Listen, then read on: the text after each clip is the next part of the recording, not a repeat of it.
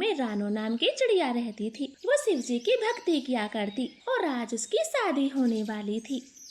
माँ, अभी बारात आने में समय है, मैं तब तक शिव जी की आरती कराती हूँ।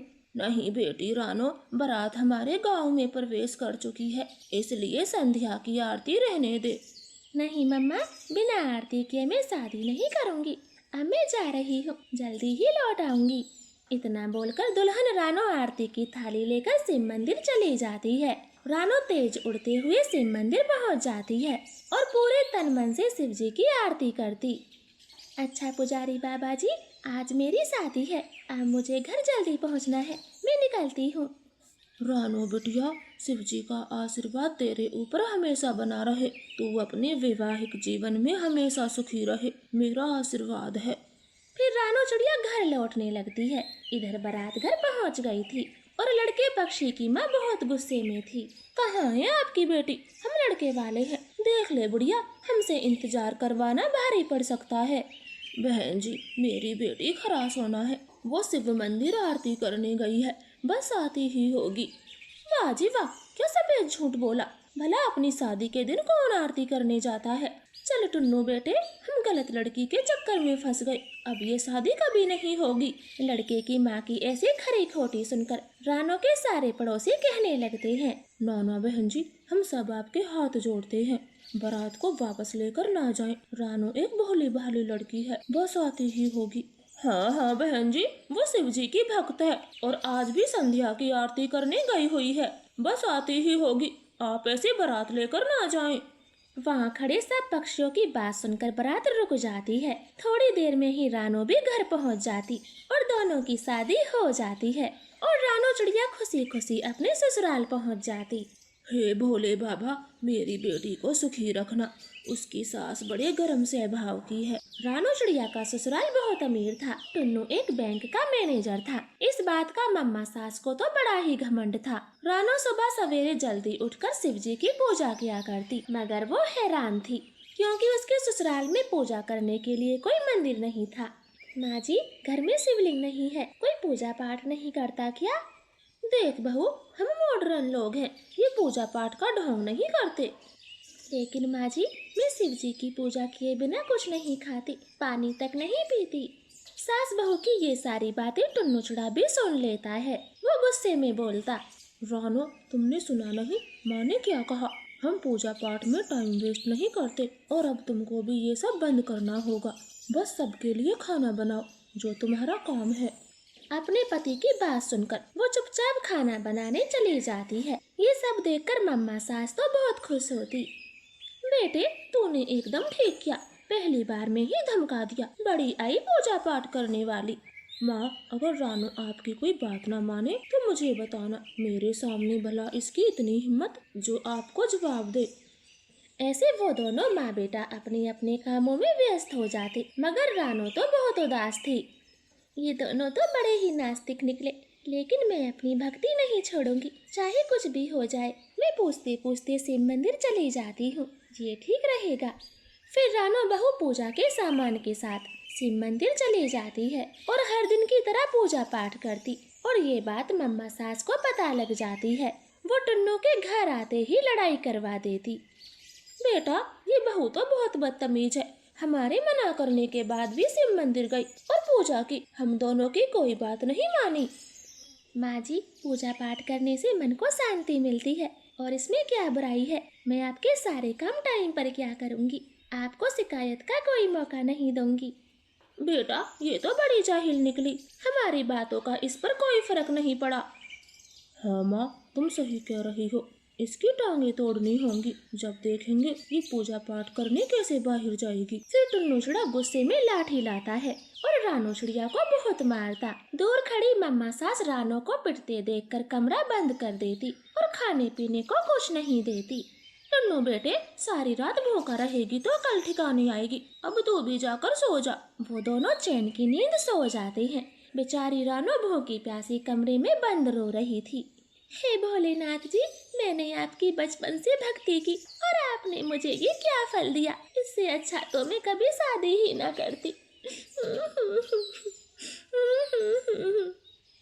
बेचारी रानो ऐसी भूखी प्यासी पूरी रात रोती रोती बिताती। सुबह को टुन्नू दरवाजा खोलता है। देखो रानो, अगर इस घर में रहना है तो हमारे हिसाब से रहना होगा। नहीं टुन्नू जी, मैं भक्ति करना नहीं छोड़ूंगी। तो ठीक है, पड़ी रहो यहीं। टुन्नू चूड़ा फिर से दरवाजा बंद कर देता है और घर से बाहर चला जाता। बुरी मम्मा सास भी किसी काम से बाहर चली जाती। तब रानो बहू को शिवजी दर्शन देने आते हैं। रानो बेटी, ये भोजन ग्रहण करो। तुमने कल से अन्न का दाना नहीं खाया, जल्दी जल्दी भोजन ग्रहण करो।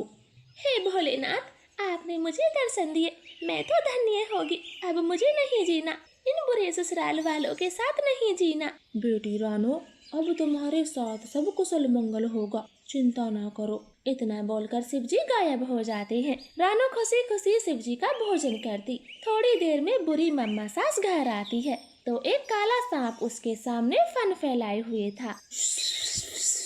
सांप, सांप, मुझे मत काटना वरना मैं मर जाऊंगी। बेटा टुन्नू, जल्दी से इस सांप को मार दे, नहीं तो ये मुझे काट लेगा। माँ, घबराओ नहीं, लाठी से सांप को मार देता हूँ, आप घबराओ नहीं। टुन्नू छुड़ा भागकर लाठी लाता है। उसी दौरान सांप बोलता है, सुनो दुष्टो, अब मैं तभी इस घर से जाऊंगा जब तुम दोनों पापी रानो को खुश रखोगे, उसे शिवजी की आराधना करने दोगे। मैं तभी जाऊंगा। बेटा, सांप तो बोलता है, जल्दी जाओ, रानो को कमरे से बाहर निकालो। टुन्नू भागकर रानो के कमरे की कुंडी खोलता है। सांप जी, हम रानो बहू को कभी नहीं मारेंगे, उसे कोई दुख नहीं देंगे, अब हमारे घर से चले जाओ। हाँ रानो जी, हमें माफ कर दे, हमसे भूल हो गई। आज के बाद आपको जो भी करना है वो सब करना, तुम्हें नहीं रोकेंगे। फिर काला सांप उनके घर से चला जाता है। उस दिन के बाद टुन्नू और मम्मा सास बिल्कुल बदल जाते। वो रानो के साथ खुद भी शिवजी की भक्ति करते और इस तरह से रानो की जिंदगी में सुख चैन आता। तो प्यारे दोस्तों, प्लीज हमारी कहानी को लाइक और चैनल को सब्सक्राइब करें और कमेंट में हर हर महादेव लिखना ना भूलें। आपका धन्यवाद। गौरी कवि एक गरीब माँ की बेटी थी, मगर उसके 100 अमीरों वाले थे। गौरी, कल मेरा रिश्ता पक्का हो गया। लड़का पक्षी बहुत सुंदर है, मेरे माँ पापा को भी पसंद है। रानो, तेरे होने वाला पति काम क्या करता है? मानो जी टायर पंचर की दुकान पे काम करते हैं।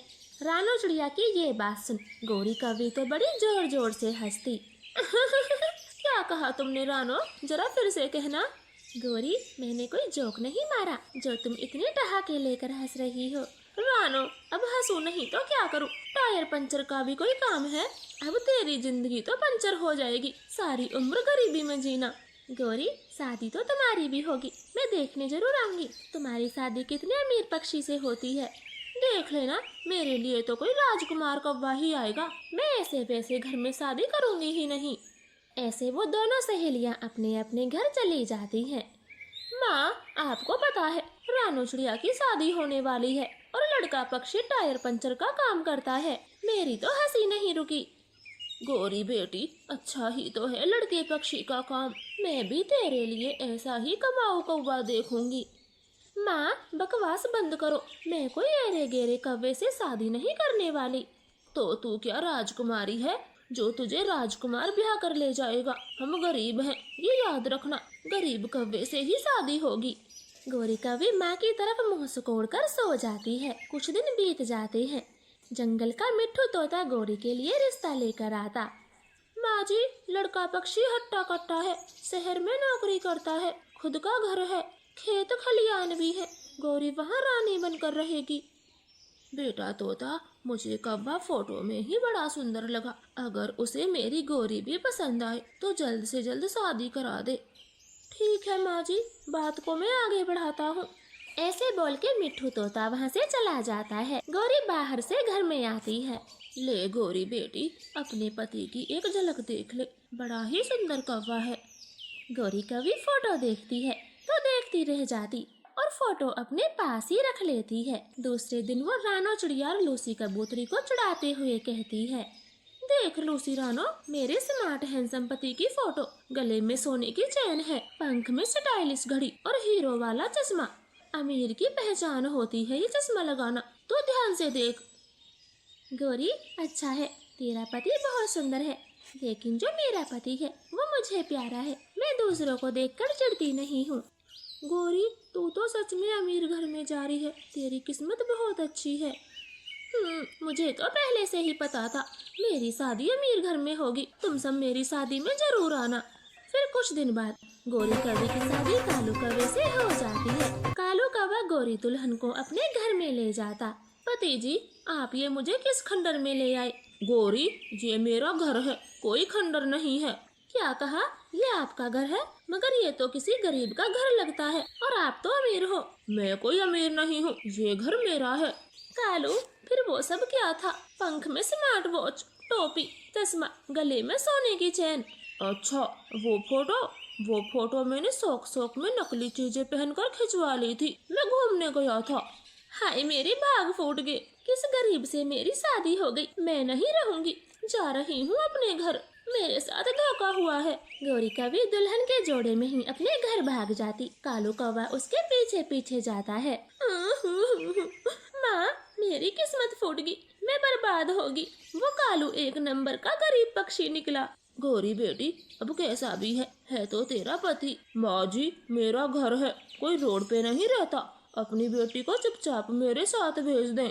जा गौरी बेटा, कालू दामाद जी ठीक कहते हैं। फिर गौरी कौवी कालू के साथ घर वापस आ जाती है। कालू कौवा तो कुछ भी काम नहीं करता था, बस यहाँ वहाँ आवारा घूमा करता। अब गौरी ने एक अंडा भी दे दिया था। हाय राम, इस कालू को तो मेरी जरा भी फिक्र नहीं है। ये नहीं है कि कोई काम धंधा करे। बहुत जल्द घर में बच्चा आने वाला है, उसे कहाँ से खिलाएंगे। देखते देखते ही गौरी का अंडा टूट जाता है। उससे एक बेटी कौवी बाहर निकलती। कालू, हमारी बेटी भूखी है, उसके लिए दूध लेकर आओ। गौरी, मेरे पास पैसे नहीं है, मैं कहाँ से लाऊं दूध? पैसे नहीं है तो काम क्यों नहीं करते? तभी तो पैसे आएंगे। मुझे काम नहीं करना, अगर तुमको करना है तो खुद करो। ऐसे बोलकर कालू कौवा घर से बाहर चला जाता है। गौरी तो सोचती ही रह जाती और काम की तलाश में चली जाती है। वो रास्ते में एक बड़ी दुकान के मालिक से काम मांगती है। साहब जी, मेरा पति बहुत बुरा है, कोई काम धंधा नहीं करता। घर में एक छोटी बेटी भूखी है, कृपया मुझे काम पर रख ले। ठीक है, तुम इतना कहती हो तो रख लेता हूँ। सैलरी 3000 होगी। हाँ साहब जी, मुझे मंजूर है। फिर गौरी कौवी उस कपड़े की दुकान पर काम पर लग जाती। एक दिन रानो चिड़िया अपने पति के साथ उसी दुकान पर आई थी। गौरी तो उसे देखकर अपना चेहरा ढक लेती है। बहन जी, मेरी पत्नी के लिए मेहरून रंग की साड़ी दिखा दो। लो भाई, ये मेहरून रंग की साड़ियाँ हैं, कल ही नई नई डिजाइन आई हैं। ये आवाज तो मेरी सहेली गौरी की है। बहन जी, जरा आप अपना चेहरा दिखाना। रानो, तूने सही पहचाना, मैं गौरी हूँ। गौरी, आपकी शादी तो बहुत अमीर पक्षी से हुई थी, फिर यहाँ कैसे? सहेली, सब झूठ था। कालू गरीब होने के साथ एक नंबर का आवारा है, कोई काम नहीं करता, इसलिए मुझे यहाँ काम करना पड़ा। मेरी तो किस्मत फूट गई। गौरी, काम करने में कोई बुराई नहीं है। तुम काम करके अपने परिवार का पेट पाल रही हो, इसलिए आगे से कभी अपना चेहरा न ढकना। तुम कोई चोरी नहीं कर रही हो, जो शर्म करो। हाँ गौरी जी, अब मुझे ही देख लो, मैं टायर पंचर का काम करता हूँ। सब अपने परिवार की खातिर कमाते हैं, इसमें बुरा कुछ भी नहीं है। गौरी को टुन्नू रानो से बात करके अच्छा महसूस होता है और वो दोनों साड़ी खरीद के वहाँ से चले जाते हैं। गौरी राहत की सांस लेती और अब खूब मन लगाकर काम करती। धीरे धीरे कालू कौवा भी सुधर गया था। वो अपने पत्नी बच्चों के लिए दाना कमा कर लाता और सब हंसी खुशी रहने लगते हैं। आपका धन्यवाद। प्यारे दोस्तों, आपने भाग 1 में देखा गौरी कौवी अपने बेटे जग्गू के लिए लड़की पक्षी देखने रानो चिड़िया के घर जाती है, मगर वो चंदा कौवी को देखकर शादी से साफ साफ मना कर देती है और जग्गू को लेकर अपने घर चली आती। माँ, आप चंदा के घर से ऐसे क्यों चली आई और शादी से मना क्यों किया? जग्गू, मैं उस चंदा कौवी को अच्छे से जानती हूँ, उसकी जबान कैंची से भी तेज चलती है। तू कोई और लड़की पक्षी पसंद कर ले, मगर मैं उस चंदा से तेरी शादी कभी नहीं होने दूंगी। इधर चंदा कौवी ने रो रो कर अपनी आंखें सुझा ली थी। रानो चिड़िया तो उसे खूब समझा रही थी। बेटी, संभालो खुद को, तुम तो अच्छे से जानती हो वो गौरी कौवी कितनी बुरी है। वो आपकी शादी जग्गू से कभी नहीं होने देगी, इसलिए बेहतर होगा तुम जग्गू को भूल जाओ। मौसी जी, इस सब में जग्गू का क्या कसूर था? वो तो मुझसे सच्चा प्यार करता है, और गौरी आंटी चाहे जैसी भी हो, मुझे कोई परेशानी नहीं, लेकिन मैं जग्गू को नहीं भुला पाऊंगी। आप गौरी आंटी के घर जाएं, उन्हें मनाएं। हाँ मम्मा, चंदा दीदी ठीक बोलती है, हमें एक बार जाकर जग्गू की माँ से बात करनी चाहिए। ठीक है मेरे बच्चों, मैं आपकी खातिर चले जाऊंगी, मगर ऐसे जोर जबरदस्ती से रिश्ते नहीं किए जाते। ऐसे वो तीनों बहुत परेशान थे। अगले दिन राना और कोको जग्गू के घर जाते हैं। गौरी तो उन्हें चाय पानी कुछ नहीं पूछती। आ गई तुम? आखिर मैंने सही सोचा था, तुम मुझे मनाने जरूर आओगे। आखिर हम पैसे वाले पक्षी जो ठहरे। बहन जी, हम पैसों के लालची पक्षी नहीं हैं। वो तो हमारे बच्चे एक दूसरे से सच्चा प्रेम करते हैं और शादी करना चाहते हैं, इसमें बुराई ही क्या है? वाह जी वाह, मेरे बेटे में तो कुछ भी बुराई नहीं है, मगर आपकी चंदा में तो बुराई ही बुराई है। मैं उसको कभी अपनी बहू नहीं बनाऊंगी। अब तुम जा सकते हो। गौरी आंटी, मेरी बहन बहुत सुशील है, उसमें कोई भी बुराई नहीं है। आपको ऐसा क्यों लगता है? मैं सब असलियत जानती हूँ। वो कैसी है? अब मेरा टाइम खराब ना करें, मुझे अपने बेटे के लिए लड़की पक्षी देखने जाना है। जग्गू ने भी हाँ कर दी है, अब तुम जाओ यहाँ से। गौरी उन्हें दरवाजे से बाहर कर दरवाजा लगा देती। बेटी चंदा, वो गौरी तो बहुत बुरी निकली, हमें नहीं करना उस घर में रिश्ता। और आप भी आज के बाद जग्गू से कभी मिलोगी नहीं और ना ही कोई बात करोगी। हाँ दीदी, मैं भी उससे अपनी दोस्ती तोड़ दूंगा। वो शादी करने जा रहा है, आज से हमारा उससे कोई वास्ता नहीं होगा। इस तरह से वो दोनों चंदा को समझाते हैं। फिर एक दिन जग्गू का वह नदी पर आता है। वहाँ चंदा और कुक्कू बैठे हुए थे। भाई कुक्कू, जग्गू यहीं आ रहा है, चलो हम घर चलते हैं। वो दोनों वहाँ से उड़ने ही वाले थे, तभी भागकर जग्गू कौवा उन्हें रोक लेता। कुक्कू दोस्त, रुक जाओ, मुझे आपसे जरूरी बातें करनी है। लेकिन हमें आपसे कोई बात नहीं करनी। चलो चंदा बहन, हम चलते हैं। दोस्त, मैं अपनी माँ से ही बहुत परेशान हूँ, और अब तुम भी मुझसे रिश्ता तोड़ना चाहते हो क्या चंदा? मुझे यही सजा मिली प्यार करने की। मेरा दोस्त भी लुट गया। जग्गू कौवे की आंखों में आंसू साफ साफ दिख रहे थे, वो रोने ही वाला था। जग्गू जी, आप तो लड़की पक्षी देखने जा रहे थे, बात बनी या नहीं? ये कैसी बातें करती हो? मैं भला आपके सिवा किसी और से शादी करने की सोच भी नहीं सकता, बल्कि उस दिन आपके घर से जाने के बाद। ध्यान से सुनना माँ, आप मेरी एक बात गांठ बांध ले, मैं शादी करूँगा तो चंदा से ही करूँगा, वरना किसी से नहीं। मैं भी मर जाऊंगी, मगर उस लड़की पक्षी से तेरी शादी कभी नहीं कराऊंगी। और अगर तूने भाग के शादी की तो मैं इस घर में किसी को नहीं रहने दूंगी। तू ध्यान से सुन ले। ठीक है माँ, मैं आज से ही घर छोड़ के जा रहा हूँ, और आप जब हमारी शादी को मान जाएंगी, मैं तभी चंदा से शादी करूँगा। अब लौट कर भी उसी दिन आऊँगा। दोस्तों, और मैंने उसी दिन से घर छोड़ दिया। जग्गू दोस्त, अब तुम कहाँ रहते हो? मैं कंपनी में रहता हूँ, रात को वहीं सोता हूँ। जग्गू जी, मुझे माफ करना, मैंने आपको गलत समझा, मैं भी आपसे बहुत प्यार करती हूँ। फिर वो तीनों घर आ जाते और रानो चिड़िया को सारी बातें बताते।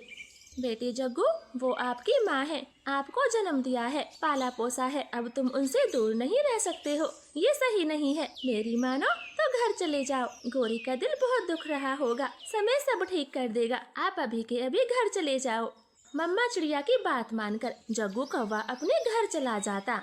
मेरा बेटा आ गया, मुझे मालूम था तुम मुझसे ज्यादा दिन दूर नहीं रह सकते। ये देखो फोटो, मैंने कितनी अच्छी अच्छी कवियों को पसंद किया है, सब तुम्हारे मेल की है। हाँ माँ, मैं आपसे ज्यादा दिन दूर नहीं रह पाया, लेकिन इसका मतलब ये नहीं मैं आपकी मर्जी से शादी करूँगा। मैं अभी भी चंदा से ही प्यार करता हूँ। इतना बोलकर जग्गू कौवा घर के अंदर चला जाता। ऐसे ही दिन गुजर रहे थे। अब गौरी कभी ज्यादातर उदास रहती, क्योंकि उसका बेटा ना हंसता ना कभी माँ से बातें करता। एक दिन इसी सोच विचार में गौरी कभी रोड से गुजर रही थी। गाड़ी वाला पक्षी पीछे से खूब हॉर्न बजा रहा था। मौसी जी, वो देखें, गाड़ी वाला तेज आ रहा है और वो कभी हट नहीं रही। बेटी चंदा, तुम जल्दी से जाओ और उसको वहाँ से हटाओ, वरना अनहोनी हो जाएगी। फिर चंदा कवि तेज भागकर गौरी कवि को रोड से साइड में लाती और उसकी जान बचाती। बहरी हो गई हो क्या? इतने हॉर्न बजाए, अंधी कहीं की। मरने का इतना ही शौक है तो किसी और गाड़ी से मरो, मेरे आगे क्यों आती हो? गाड़ी वाला पक्षी ऐसे बोलकर चला जाता और चंदा कवि भी वहाँ से चली जाती है। क्या हुआ चंदा, ऐसे भाग कर क्यों आई हो? और वो पक्षी सही सलामत तो है ना? मासी जी, वो कोई और पक्षी नहीं थी, बल्कि जग्गू की माँ गौरी आंटी थी, इसलिए मैं वहाँ से चली आई। शाम हो जाती है, जग्गू काम से लौटकर घर आता है। बेटे जग्गू, मुझे माफ करना, मैं तेरी पसंद को नहीं जान पाई। चंदा कव्वी एक अच्छी और समझदार कव्वी है, मैं उसको ही अपने घर की बहू बनाऊंगी। सच माँ, आप ये क्या कह रही हो? मुझे तो यकीन नहीं आता, एक बार फिर से बोलना। हाँ मेरे बेटे, तो क्या मैं झूठ बोलूंगी? तुम तैयारी कर लो, कल ही हम रिश्ता लेकर रानो के घर जाएंगे। जग्गू कौवा तो खुशी के मारे नाच उठता और अगले दिन ही वो दोनों चिड़िया के घर चले जाते और शादी की बात पक्की कर देते। आज चंदा और जग्गू तो बहुत खुश थे। सही मुहूर्त देखकर दोनों की शादी करा दी जाती और दोनों खुशी खुशी से रहने लगते। आपका धन्यवाद। गौरी कवि हर समय अपनी बूढ़ी सास से लड़ती रहती। गौरी बहू, मैंने तेरे लिए राजमा चावल बनाए हैं, तुझे भूख लगी थी, ले बेटा खा ले। नहीं खाने, मुझे ये राजमा चावल नहीं खाने, मैं अपने लिए खुद से बना लूंगी। गौरी बहू, अब तुम्हारे पेट में इस घर का पोता पोती है, ज्यादा चूल्हे पर काम करना सेहत के लिए ठीक नहीं, इसलिए खाना मैंने बना दिया। अभी मेरी बाजू इतनी कमजोर नहीं कि मैं तुम्हारे हाथ का खाना खाऊं। मैं जा रही हूँ और अपने लिए कुछ स्वाद सा बनाऊंगी। गौरी बहू रसोई में चली जाती। मम्मा कवि तो उदास हो गई थी। सब ऐसे ही चल रहा था। फिर एक दिन गौरी की मुलाकात अपनी बचपन की सहेली से होती। चैना, इतने सालों के बाद दिखी हो, शादी के बाद तो गायब हो गई थी। गौरी, तुम्हें तो मालूम है, शादी के बाद रोकी चिड़ा मुझे अमेरिका ले गया था, हम वहीं रहते हैं। चैना, ऐसे रास्ते में अच्छा नहीं लग रहा, तू मेरे साथ मेरे घर चल। फिर गौरी कवि चैना चिड़िया को अपने घर ले आती। मम्मा सास चैना के लिए चाय नाश्ता देती। बढ़िया, चाय नाश्ता दे दिया है, क्या अब हमारे सर पर बैठेगी? मम्मा कवि वहाँ से चुपचाप चली जाती। गौरी, ये बुढ़ी कवि कौन है? कुछ पूछ मत, ये मेरी सास है। जी तो करता है इसे जहर देकर मार दूं, लेकिन ऐसा किया तो मुझे जेल हो जाएगी। काश मेरा पीछा इससे जल्दी छूटे। सहेली, अमेरिका के जंगल में एक बूढ़ा पक्षी रहता है जो कि बहुत अमीर है, लेकिन उसकी शादी नहीं हुई। अगर तुम अपनी सास की शादी उससे कराओगी तो हम दोनों का फायदा होगा। हम दोनों का फायदा? लेकिन तुम्हारा कैसे होगा? अरे, जो भी उस बूढ़े पक्षी की शादी करवाएगा वो उसे 2 लाख रुपए देगा। शादी तो मैं करा दूंगी, लेकिन 2 लाख में से मुझे 1.5 लाख चाहिए। तुझे सिर्फ 50,000 दूंगी, क्योंकि मेरी सास है। ठीक है बाबा, ठीक है, मुझे 50,000 ही देना और अपनी सास को मेरे साथ अमेरिका के जंगल भेज दे, बाकी मैं सब संभाल लूंगी। ऐसे दोनों सहेलियां बहुत खुश थी। अब गौरी कवि अपनी सास से झूठा प्यार जताती। माँ जी, अब आपको बार बार कुएं से पानी लेने नहीं जाना होगा, क्योंकि मैंने आपके लिए 10 लीटर का मटका भर दिया है। गौरी बहू, इसकी क्या जरूरत थी? तूने अपने पैसे खर्च किए, ये बड़ा मटका बहुत महंगा होगा। माँ जी, बस 400 रुपए का है, और 400 रुपए आपसे बढ़कर हैं क्या? मटका पानी से भर के गौरी कवि सबके लिए खाना बनाती और सबसे पहले माँ कवि को देती। गौरी कवि का ये बर्ताव देखकर मम्मा कवि तो बहुत खुश होती। बेटा कालू, आज मैं बहुत खुश हूँ, लगता है तेरी बहू को अकल आने लगी। वो घर के सारे काम करती है जो एक बहू को करने चाहिए। हाँ माँ, शायद अब माँ बनने वाली है, इसलिए अपनी जिम्मेदारियों को समझ रही है। सब बहुत खुश था। गौरी ने एक अंडे को जन्म भी दे दिया था। माँ सास पूरा दिन अंडे का ख्याल रखती। एक दिन कालू कौवा काम से गया हुआ था, तब गौरी की सहेली घर आती। माँ जी, ये मेरी सहेली है जो उस दिन आई थी। हाँ बहू, मैंने पहचान लिया, तुम दोनों बातें करो, मैं अंदर जाती हूँ। ना माँ जी, आप यहीं बैठे, क्योंकि मेरी सहेली चैना आपकी मदद लेने आई है। बोलो माँ जी, क्या आप मेरी सहेली की मदद करोगी? हाँ बहू, मैं जरूर मदद करूँगी, अगर मुझसे हुआ तो जरूर करूँगी। माँ जी, चैना को आप अपनी माँ जैसी लगती हो। अब ये बेचारी दूर रहने वाली, इसका परदेश में कोई नहीं है, इसलिए ये आपको कुछ दिनों के लिए घर ले जाना चाहती है। नहीं गौरी बहू, मैं तुम सबसे दूर नहीं रह पाऊंगी। माँ जी, कृपया ना करें, मेरे अंडों से बच्चे निकलने वाले हैं, मुझे कुछ पता भी नहीं बच्चों को कैसे संभालते हैं। अगर आप साथ में माँ की तरह रहोगी तो मुझे कोई चिंता नहीं होगी। कृपया मेरी मदद करो प्लीज माँ जी, मना ना करें। बेचारी की माँ बचपन में ही मर गई, ज्यादा दिन नहीं, बस 1 हफ्ते के लिए चली जाओ, इतना तो कर ही सकती हो। हाँ माँ जी, बस 1 हफ्ता, मैं आपका ये एहसान कभी नहीं भूलूंगी। दोनों की ऐसी बातें सुनकर मम्मा कवि हाँ कर देती। ठीक है बहू, मैं एक बार कालू को बता देती हूँ। नहीं नहीं माँ जी, तुम दोनों हवाई जहाज से जाओगी, मैं शाम को कालू को बता दूंगी, वरना तुम्हें देर हो जाएगी। ऐसे गौरी कवि अपनी सास को अमेरिका भेज देती। शाम को कालू कौवा घर आता तो गौरी कवि खुद से लिखा हुआ खत कालू कौवे को थमा देती। बेटा कालू, बहुत दिनों से मुझे एक कौवा पसंद था, वो भी मुझसे प्रेम करता है, इसलिए हम दोनों ने शादी कर ली और तुम्हें कोई दिक्कत ना हो, इसलिए मैं अमेरिका चली गई। अब से वहीं रहूंगी, कभी तुम्हारे जंगल नहीं आऊंगी। पढ़ लिए माँ जी, पूरे जंगल में हमारी नाक कटवा के चलेगी, सारे में हमारी थू हो रही है। कल को हमारा बच्चा होगा, ना जाने नन्ही सी जान को क्या क्या सुनना होगा कि उसकी दादी ने शादी कर ली। माँ जी ने बिल्कुल नहीं सोचा, जो हमें छोड़ के चली गई। कालू कौवा तो खामोश हो गया था, उसके मुंह से चूं तक नहीं निकलती। 2-4 दिन बीत जाते, अभी तक चैना का कोई फोन नहीं आता। गौरी कवि चिंता में थी, ये चैना ना तो फोन उठा रही है और ना ही खुद का कर रही है। मेरा 1.5 लाख मुझे कब देगी? कहीं सारे रुपए खुद ही ना खर्च कर दे, मैं तो कुछ भी नहीं कर पाऊंगी, किससे शिकायत करूंगी। ऐसे गौरी कवि को अपने 1 लाख रुपए लेने की चिंता होने लगी थी। उठते बैठते वो चैना को ही फोन करती और खत लिखती, मगर कोई जवाब नहीं आता। अब उनका अंडा भी टूट चुका था और बेटा कौवे का जन्म हो गया था। वो बहुत शरारती था, अपनी माँ के फोन से खेला करता। एक बार की बात है, वो छोटा बच्चा चैना को बार बार फोन मिलाए जा रहा था और फोन पर कोई बोल भी रहा था। ये जग्गू भी ना गलत नंबर मिलाता है, जरूर गौरी की कोई सहेली होगी, मैं बात करता हूँ। कालू कौवा जैसे ही फोन को अपने कान पर लगाता तो आवाज आती, गौरी क्यों परेशान कर रही हो, तुम्हें मिल जाएंगे तुम्हारे 1.5 लाख। अभी वो बुढ़ा कौवा घूमने गया है, जैसे ही आता है मैं तुम्हारी सास की शादी उससे करवा दूंगी और पैसे तेरे घर पहुंच जाएंगे। कालू ये सुनकर बहुत गुस्से में आता। वो लाठी उठाकर सीधा गौरी के पास जाता और उसकी खूब पिटाई करता। कबूतर, मिट्ठू, चिड़िया उसके पास आ जाते और कालू कौवे को रोक लेते। कालू भैया क्या हुआ? आप सबके सामने गौरी को ऐसे क्यों पीट रहे हो? मुझे छोड़ दो, आज इस गौरी को जान से मार दूंगा, कृपया मुझे छोड़ दो।